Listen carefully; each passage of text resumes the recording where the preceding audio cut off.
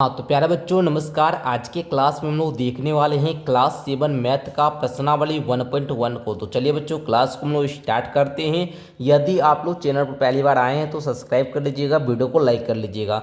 देखिए बाबू, आप लोगों का फर्स्ट क्वेश्चन कह रहा है कि ऐसा पूर्णांक युग्म लिखिए जिसका योग -7 हो। ठीक है, आप लोगों को दो गो पूर्णांक लिखना है। अगर हम उसका योग करें तो हमारा जो मान है बाबू वो -7 आना चाहिए। तो चलिए बाबू हम लोग ऐसा एग्जाम्पल लेते हैं। ठीक है, चलिए तो बच्चों आप लोग क्वेश्चन को यहाँ पर क्या कीजिएगा, नोट कर लीजिएगा। आइए बाबू देखने का प्रयास कीजिएगा। हम लोग यहाँ पर लेते, देखिए जैसे हम लोग -2 ले ले और हम इसमें क्या करेंगे, योग ना बोल रहे हैं जी, मतलब जोड़ेंगे। जोड़ेंगे क्या जोड़े बाबू, तो हम लोग यहाँ पर -5 इसमें जोड़ते हैं तो इसका मान क्या आएगा। तो देखिए -2 हो गया, प्लस माइनस माइनस हो जाएगा, -5 तो -2 -5 तो इसका जो मान होगा बाबू वो -7 आएगा। ठीक है, ये हो गया एक। हम लोग ये वाला ले लिए, क्या क्या पूर्णांक लेते हैं, -2 और -5। ठीक है, दूसरा एक और एग्जांपल हम आपको लेकर समझाते हैं बाबू। ठीक है, चलिए माइनस का हम यहाँ पर क्या लेते हैं, 3 ले लिए। इसमें हम लोग जोड़ेंगे, क्या जोड़े, -4 को जोड़ते हैं। तो देखिए -3 प्लस माइनस माइनस हो जाएगा, यहाँ पर 4 इसको आप लोग जोड़िएगा तो ये -7 हो जाएगा। ठीक है, इसी प्रकार आप लोग ढेरों एग्जाम्पल है बाबू, बहुत सारा एग्जाम्पल है। यहाँ पर एक और एग्जाम्पल हम आपको दे दिए, क्या दीजिए, -3 -4। ठीक है, इसी प्रकार का आप लोग बहुत सारा एग्जाम्पल को बाबू ले सकते हैं। ठीक है, हम एक और एग्जाम्पल आप लोगों को दे देते बाबू। अगर आप लोग -10 में क्या कीजिएगा, प्लस कीजिएगा, क्या 3 कीजिएगा, ये भी आपका मान जो है -10 प्लस का 3 लीजिएगा, इसका भी मान आपका -7 ही आएगा। ठीक है, तो ऐसा आपको बहुत सारा एग्जाम्पल दे दिए जिसमें दो को पूर्णांक के योग करने पर -7 आएगा।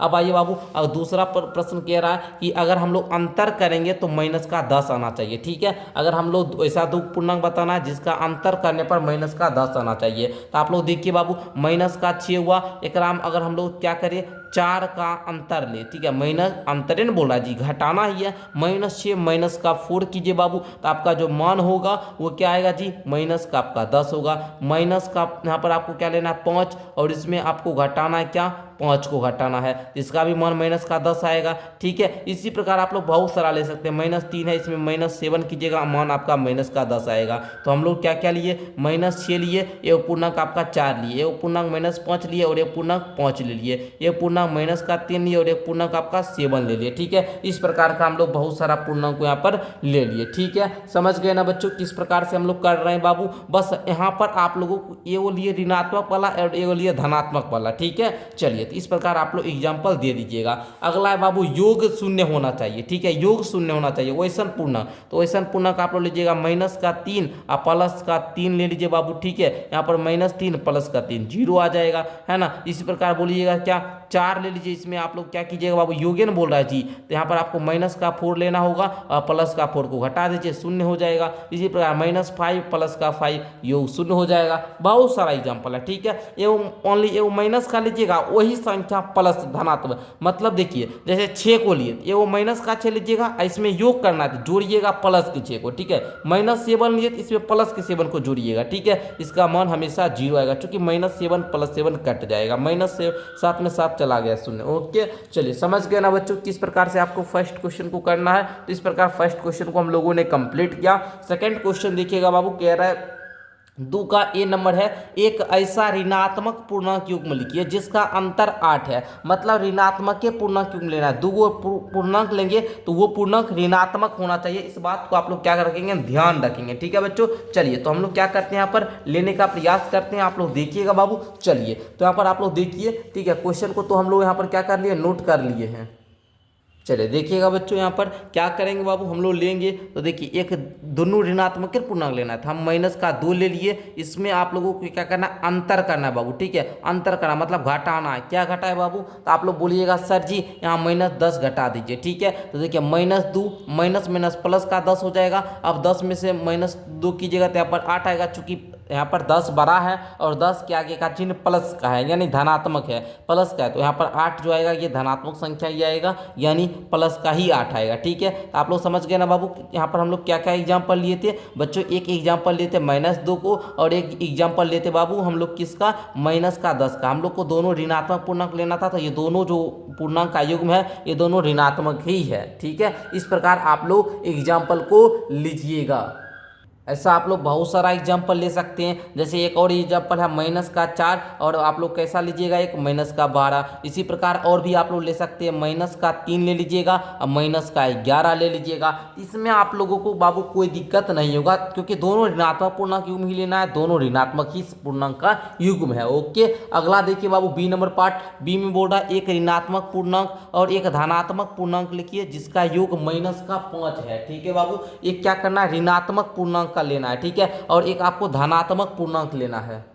चलिए, तो ऋणात्मक पूर्णांक में हम लोग क्या ले लेते हैं, -10 ले लेते हैं। इसमें योग करना मतलब जोड़ना है, क्या जोड़े, एक धनात्मक पूर्णांक, तो हम लोग 5 को जोड़ते हैं, तो इसका मान आपका -5 ही आएगा। अगर -15 ले लेते हैं, इसमें जोड़ेंगे क्या, +10 को, तो मान आपका -5 ही आएगा। तो ऐसा बहुत सारा योग हम लोग ले लेते हैं, एक -10 और 5, -15 और क्या 10 ले लिए, और -20 15 ले लीजिए। बहुत सारा आप लोग ले सकते हैं बच्चों। ठीक है, चलिए, तो इस प्रकार आप लोग अनेकों एग्जाम्पल को लिख दीजिएगा। अगला देखिए सी नंबर वाला बोल रहा है बाबू एक ऋणात्मक पूर्णांक और एक धनात्मक पूर्णांक लिखिए जिसका अंतर -3 आना चाहिए। तो ये ऋणात्मक पूर्णांक, तो -1 ले लिए, इसमें आपको क्या करना है, अंतर करना, घटाना है। क्या घटाए, एक धनात्मक पूर्णांक, तो 2 को घटा लेते हैं, इसका मान -3 आ जाएगा। ये वो क्या किए थे बाबू, ऋणात्मक पूर्णांक को हम लोग लिए। ऋणात्मक पूर्णांक कौन सा हो जाएगा बाबू, ऋणात्मक। ठीक है, ऋणात्मक जो पूर्णांक होगा, ऋणात्मक जो पूर्णांक होगा वो क्या हो जाएगा,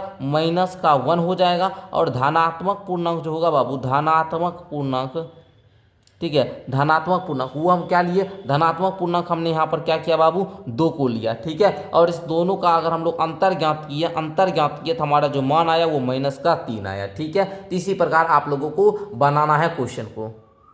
आइए प्रश्न संख्या 3 को देखने का प्रयास कीजिएगा। प्रश्न संख्या बाबू 3 आप लोगों का कह रहा है क्या, देखिए 3 में है किसी प्रश्नोत्तरी के 3 उत्तरोत्तर चक्करों में टीम ए के द्वारा प्राप्त किए गए अंक, टीम ए के द्वारा, तो यहाँ पर हम लोग लिख लेते हैं, टीम है कौन सा, ए, टीम ए के द्वारा जो प्राप्त किया गया अंक है वो पहला लाता है -40, फिर क्या करता है 10 अंक लाता है। ठीक है, 10 अंक लाता है, फिर वो 0 अंक लाता है। ठीक है सर, उसके बाद टीम बी द्वारा, टीम ए कौन है बाबू, एक टीम कौन सा है, बी है, टीम बी द्वारा प्राप्त किए गए अंक 10, 0 और -40 थे। पहले वो 10 प्राप्त करता है, फिर 0 प्राप्त करता है, फिर वो -40 प्राप्त करता है। ठीक है, किस टीम ने अधिक अंक प्राप्त किया, तो किस टीम ने अधिक अंक प्राप्त किया, तो दोनों को जोड़िएगा। -40 में 10 को आप लोग जोड़िएगा, 0 को जोड़िएगा, 10 0 तो 10 से हुआ बाबू, और 10 को जोड़िएगा तो ये -30 आएगा। ठीक है बाबू, इसको देखिए 10 है, 10 प्लस का 0 तो 10 से हुआ बाबू, प्लस माइनस क्या हो जाएगा आपका, प्लस माइनस क्या हो जाएगा बाबू, आपका माइनस हो जाएगा, और ये 40।